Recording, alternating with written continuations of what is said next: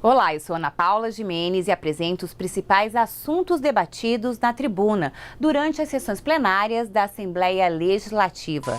Deputado Capitão Contar defende a criação de escolas bilíngues para surdos em Mato Grosso do Sul.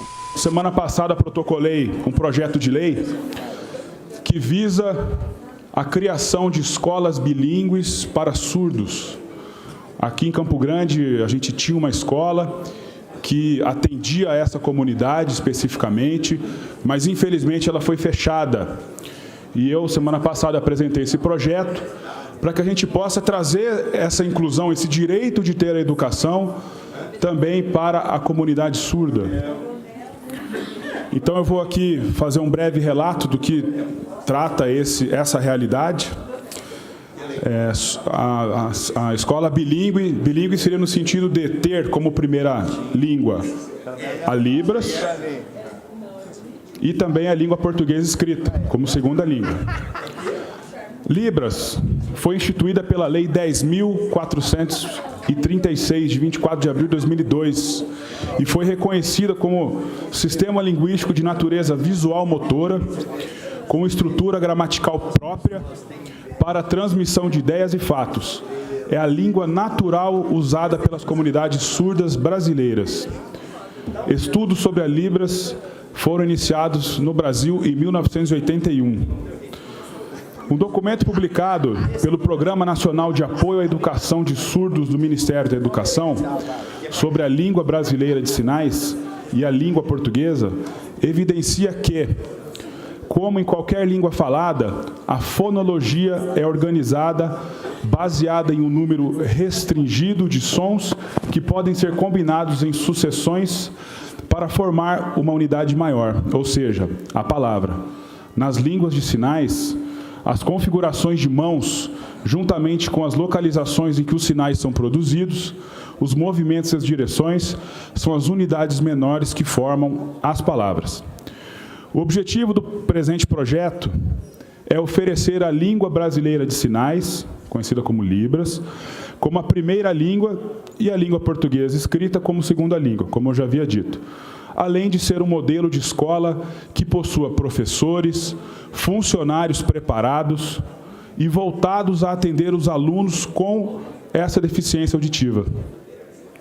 Nesse espaço, os que não são oralizados, ou seja, os surdos que não conhecem as Libras, terão a oportunidade de aprender a língua brasileira de sinais. É significativo o progresso da educação para surdos, no que diz respeito ao acolhimento destes dentro de salas de ensino regular, onde as escolas inclusivas têm tido como objetivo incluir o aluno com deficiência no ambiente escolar, como crianças ouvintes, dando-lhes oportunidade de relacionar-se com a sociedade e desenvolverem-se na educação. Mas no caso do deficiente auditivo, este sistema inclusivo deixa a desejar, pois as políticas públicas de educação inclusiva não visam o aperfeiçoamento e o possível desenvolvimento dos alunos surdos, os quais não estão aprendendo em sua própria língua, que é a língua brasileira de sinais. O que existe é uma tradução da língua portuguesa para Libras. Deputado Capitão Contar, eu quero cumprimentar Vossa Excelência pela apresentação e a solicitação da criação da escola bilíngue, tendo em vista que aqui no Estado tinha uma escola bilíngue e o governo do Estado, através de uma metodologia da Secretaria de Educação, fechou essa escola. E a informação é que a nova LDB, ela exige que esses alunos especiais sejam incorporados às escolas normais, para que os mesmos possam ter aprendizagem com os demais alunos, né, normais daquela escola. Ou melhor, o surdo, o mudo, que tem um aprendizado específico, segundo a informação da Secretaria de Educação, é que a inclusão desses alunos e o dia a dia desses alunos com os alunos normais, que os facilitaria no aprendizado. Eu discordo. Eu acho que, para fazer isso, nós precisávamos ter, em cada sala de aula, um professor que entendesse de Libras e que pudesse transmitir esse aprendizado, não só para esse aluno, mas para todos os alunos, na sala de aula, com esses símbolos que são natural do professor de Libras, que passam para esses alunos. Então, a fala de Vossa Excelência ela vem reforçar a ideia de que essa escola não deveria ter sido fechada. Lembrando somente que a Constituição Federal, vigente em seu artigo 23, inciso 5, determina a competência comum da União, dos Estados, do Distrito Federal e dos municípios de proporcionar os meios de acesso à educação. E o artigo 24, inciso 9, dispõe sobre a competência concorrente da União, Estado e Distrito Federal de legislar sobre educação e ensino. Desta forma, todos devemos unir forças para que o ensino seja proporcionado de maneira adequada a todos da sociedade, inclusive aqueles que possuem necessidades especiais, como é o caso aqui dos deficientes auditivos. Então, senhor presidente, esse projeto de lei já está apresentado. Solicito às devidas comissões que façam com empenho a análise e aprovação desse projeto. Estamos abertos para fazer as devidas adaptações, porém, na íntegra, esse projeto atende o anseio que foi trazido a esta Assembleia pela comunidade surda. Então, queria mais uma vez agradecer a presença desses representantes. Podem ter certeza que nós vamos estar brigando por vocês. Deputado Antônio Vaz comenta os resultados da audiência que analisou os investimentos em saúde pública em Mato Grosso do Sul. O nobre colega deputado professor Rinaldo falou aqui da senhora que caiu dentro do hospital enquanto fazia tratamento e quebrou o fêmur. E agora se encontra há 1 ano aguardando a cirurgia com o ortopedista. As emergências dos hospitais estão superlotadas, são filas, dificuldades de acesso a especialistas e exames que completam os diagnósticos. Enfim, o investimento é pouco, precisamos ampliar muito os tratamentos e investir na prevenção da estrutura do sistema. E eu falo aqui, professor deputado Rinaldo, a dificuldade que nós estamos encontrando na área da saúde. Tudo bem que nós estamos vendo uma crise, isso no Brasil todo, mas nós não podemos ficar calados, né? Vendo tudo isso acontecer, como essa senhora que o senhor relatou na semana passada, que há 1 ano está na fila e não consegue ser atendida.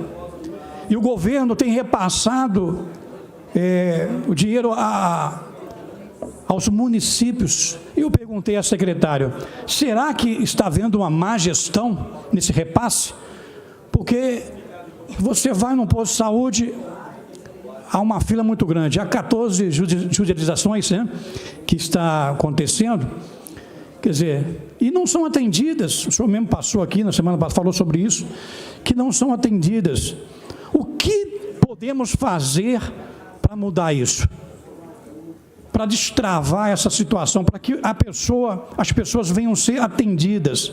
Todos os dias eu recebo aqui no meu gabinete reclamações de pessoas que precisam do atendimento e não conseguem ser atendidas, estão sofrendo, algumas há vários meses, outras há anos. Eu pergunto, será que a pessoa tem que chegar no último estágio para poder ser atendida? Aliás, muitas estão morrendo, né? A verdade é essa. Então, nós temos que estar atentos a isso, e como presidente da Comissão Permanente de Saúde, eu estou fiscalizando isso. Perguntei também sobre o hospital lá de Três Lagoas, que houve um problema lá e os funcionários fizeram uma greve lá, não estavam trabalhando, mas, graças a Deus, já está regularizado, estão trabalhando e está acontecendo o atendimento. E falamos também sobre a regionalização, que eu creio que vai resolver, em parte, esse grande gargalo que nós encontramos na saúde pública do estado de Mato Grosso do Sul. Estive com o secretário de Saúde de Campo Grande a semana passada e falamos sobre isso. Vi a boa vontade dele, apresentou alguns projetos de inovação que ele irá implantar aqui no município. Ele visitou alguns estados aí, está trazendo algumas novidades para o nosso município, para o nosso estado. Ontem, por exemplo, deputado Antônio Vaz, a senhora Luzinete, que é filha desta paciente, que já por 2 momentos eu usei esta tribuna para falar, para cobrar, ela é deputado, até agora, minha mãe está sentindo muita dor. O que a gente faz? Um caso que, inclusive, já foi até judicializado. Então, Vossa Excelência, veja bem, isso aqui não é por questão, Evander, de oposição a ninguém. Mesmo judicializado, a situação não se resolve. Essa senhora está desde 2012, foi quando afetou a questão do quadril, ela foi operada, lá dentro do hospital, ali, se recuperando de uma cirurgia, cai, quebra o fêmur e há mais de 1 ano, eu entrei em contato com o doutor José Mauro, que é uma pessoa distinta, uma pessoa simples, ortopedista, e ele mesmo é que fizera este relatório encaminhando a senhora Francisca. E Francisca de Souza Silva, senhora de 66 anos, aí eu volto a falar com ele, e ele diz, olha, o Hospital do Trauma está faltando aí um convênio com a Santa Casa, a gente está trabalhando na perspectiva de que tenhamos condições de fazer, no mínimo, 20 cirurgias por semana.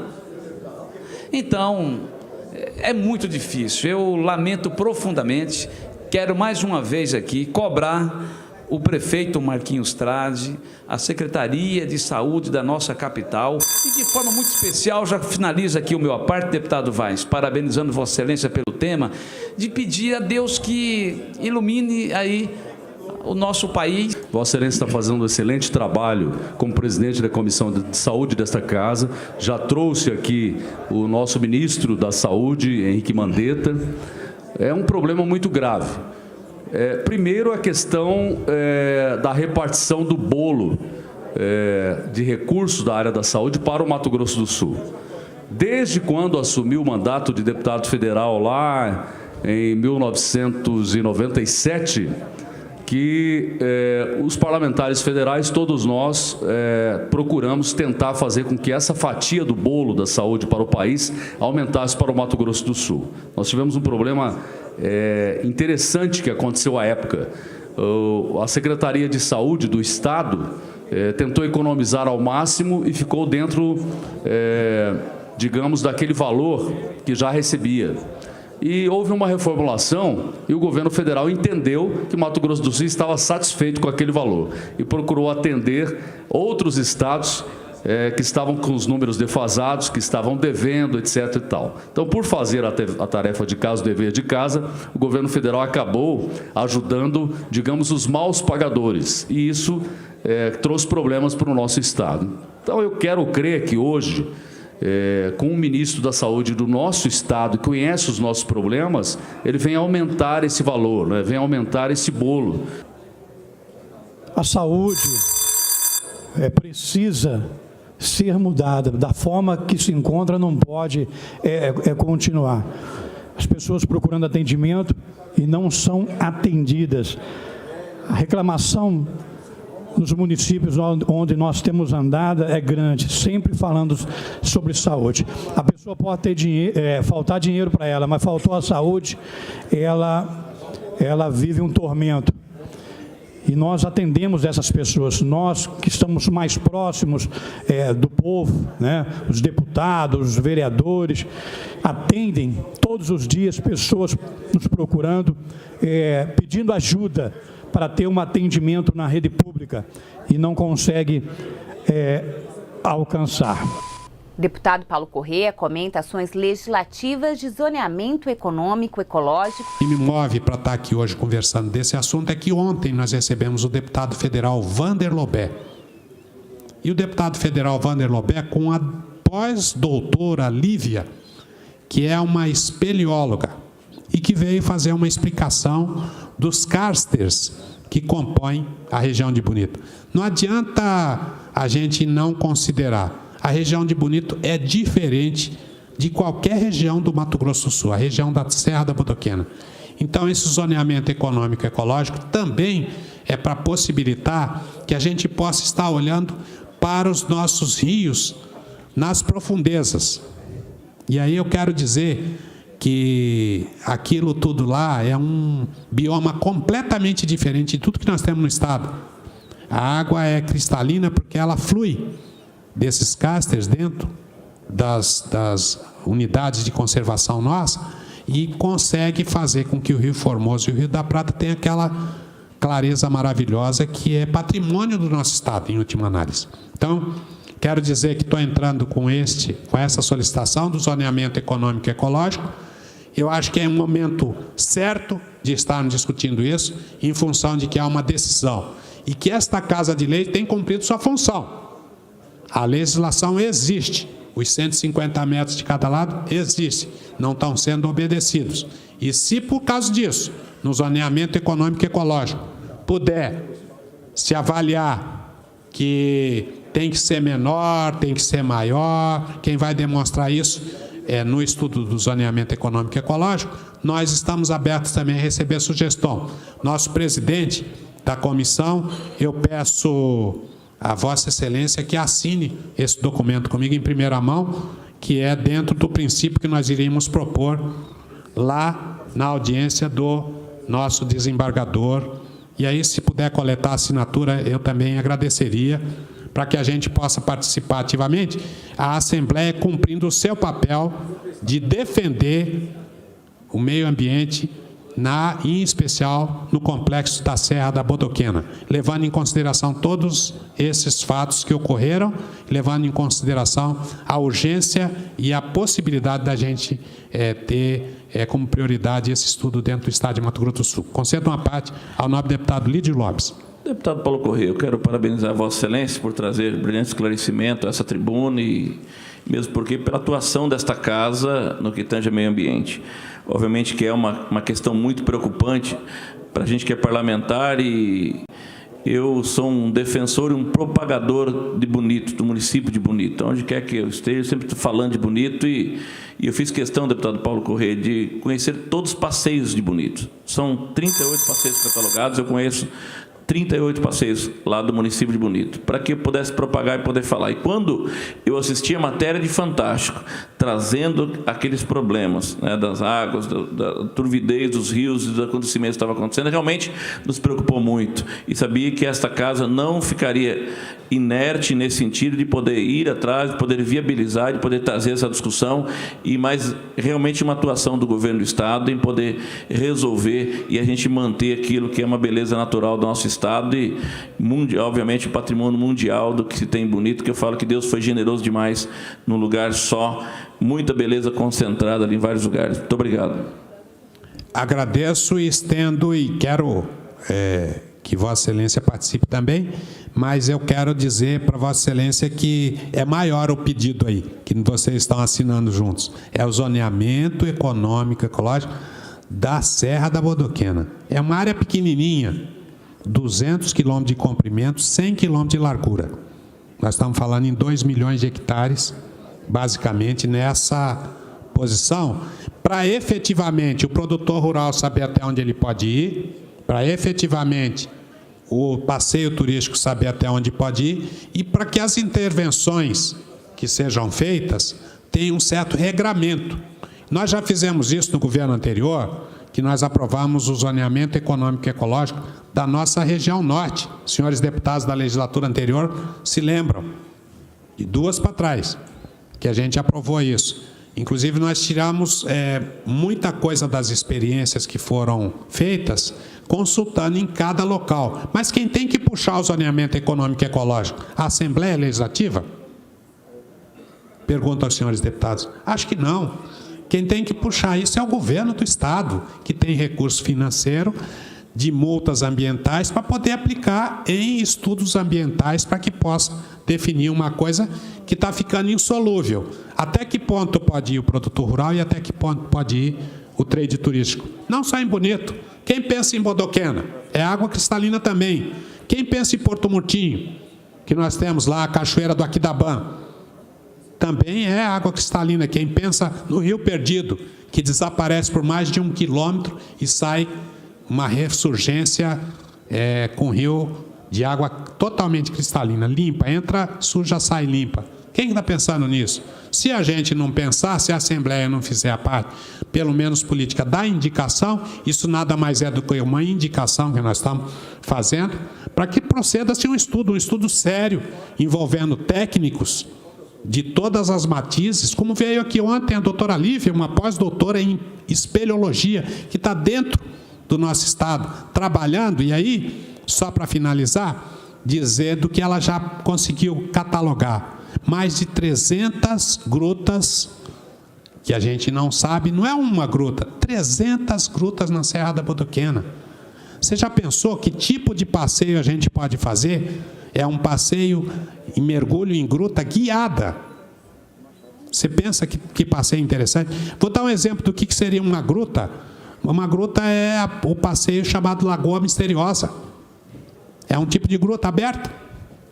Mas tem as grutas fechadas, então ela tem uma determinada gruta que ela já foi 1,5 km, como ela é espeleóloga, ela já foi, já mapeou. Ela quer mapear isso, a gente possibilitar isso, para que possa facilitar com que pessoas do mundo inteiro possam estar visitando, como em todo lugar.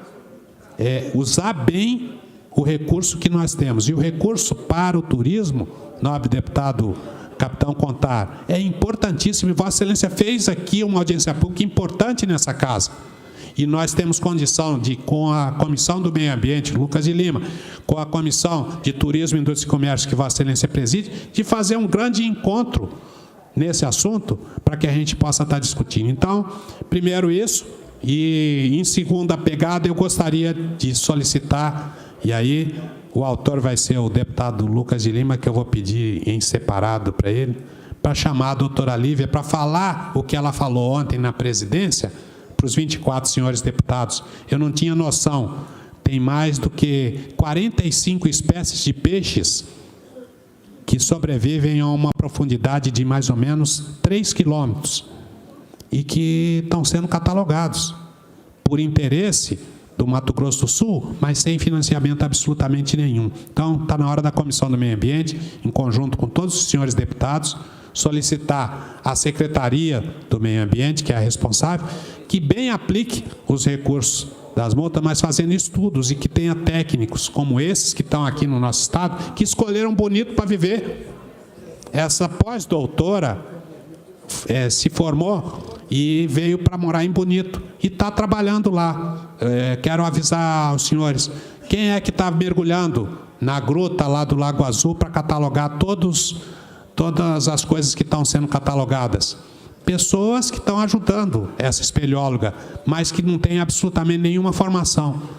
Por exemplo, é o Juca da Igarapé Turismo, que Vossa Excelência trabalhou aqui naquele assunto do turismo, que é um apaixonado por Bonito, que está fazendo uma coisa, mas eu acho que a gente tem que fazer essa coisa de um modo super profissional. Então, era isso que eu queria, senhor presidente, senhores deputados, e gostaria de agradecer a todos os companheiros que assinaram junto esse requerimento do zoneamento econômico e ecológico. Muito obrigado. Deputado Barbosinha comenta a homenagem ao Dr. Ailton Stropa Garcia, ocorrida em Dourados. Eu tive a oportunidade de propor nesta casa um projeto de lei que designou a MS 470, que interliga Dourados, Douradina e Itaporã, passando pelos distritos, iniciando por Macaúba, Formosa, Cruzaltina, Epiraporã e os municípios, como já dito, de Dourados, Douradina e Itaporã, a ligação desses municípios, desta importante via com o nome deste sul-mato-grossense, lei que foi sancionada pelo governador, a Lei 5.341, de 7 de maio de 2019. Quem foi Ailton Stropa Garcia? Garçom, radialista, funcionário de cartório, jornalista, comerciante, industrial, com destaque nos ramos de impresso, jornais e revistas e emissoras de rádio. Dr. Ailton Stropa Garcia prestou concurso para a magistratura e foi aprovado nos estados do Paraná e do Mato Grosso do Sul e fez opção, em 1988, de vir para o Mato Grosso do Sul e viver nesse estado. Foi professor por vários anos, lecionando na Unigrã, Universidade da Grande Dourados. Também foi professor na Faculdade de Artes de Guararapes, São Paulo, na Faculdade de Direito da Unipar e na Escola Superior de Magistratura do Estado de Mato Grosso do Sul. Advogou nos estados de São Paulo, Paraná e Mato Grosso do Sul, tendo sido também assessor jurídico de diversas prefeituras e câmaras municipais, inclusive foi procurador-geral da Câmara Municipal de Dourados. Foi membro e diretor de clubes de serviço, fundador e diretor de várias entidades. Tesoureiro da ONG Amigo do Índio, secretário da Associação dos Comissários Voluntários de Menores de Dourados e membro da diretoria do Sindicato Rural de Dourados, lembrando que também foi vice-presidente da Guarda Mirim da cidade de Dourados. Portanto, designar esta rodovia MS 470 é perpetuar na memória de todo o sul-mato-grossense, esse paulista de nascimento que escolheu o nosso estado para viver. Ele, além de todas estas funções que eu coloquei aqui, foi membro da Academia Douradense de Letras e foi diretor-presidente da Agência Estadual de Administração do Sistema Penitenciário, AGPEM, entre 13 de abril de 2015 e 9 de fevereiro de 2017. Evangélico que era, deputado Capitão Contar. Ele foi membro da primeira Igreja Batista em Dourados, onde exerceu diversas funções.